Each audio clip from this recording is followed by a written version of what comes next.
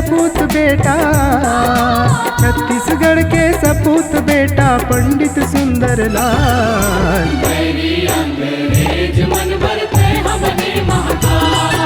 स्वतंत्रता संग्राम सेनानी पंडित सुंदर लाल।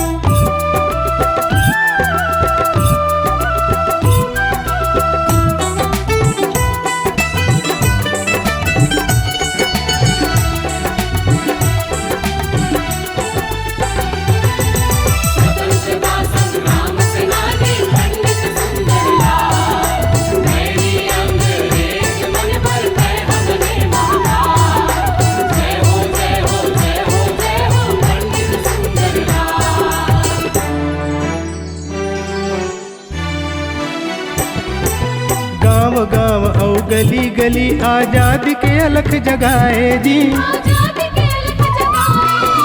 ऊंच नीच के भेद मिटा समरसता के रत्न बनाए जी। महतारी तोर देवमती है,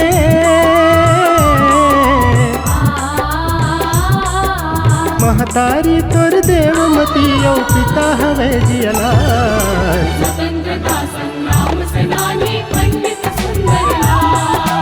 जय हो जय हो जय हो जय मोर पंडित सुंदर लाल।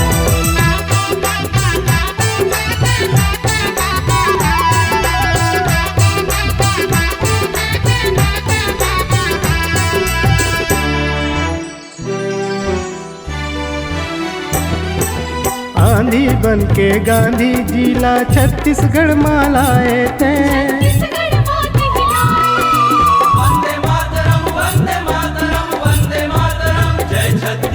जनहित माते जान गंवा के छत्तीसगढ़ के गांधी कहाए। किसान मन के विपत हरे पर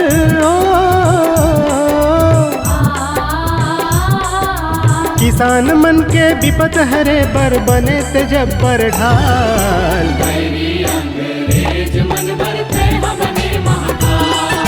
तोर सपना के छत्तीसगढ़ हा सदा रहे खुशहाल।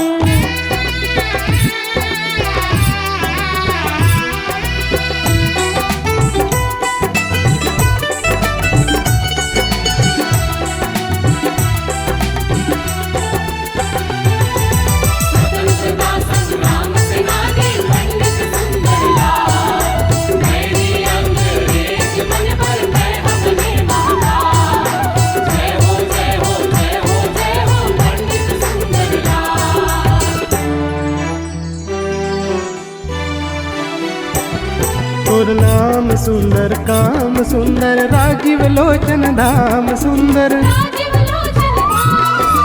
कलम ला तलवार बना के रचना रचते सुंदर सुंदर। जेल में रह के दुखला सह के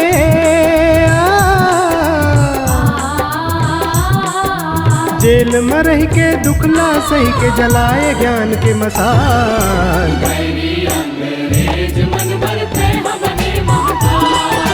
जय हो जय हो जय हो जय हो पंडित सुंदर लाल।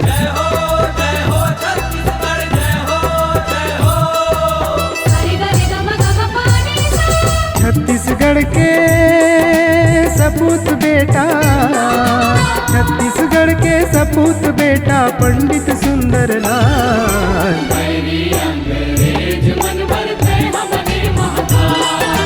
स्वतंत्रता संग्राम सेनानी पंडित सुंदर लाल।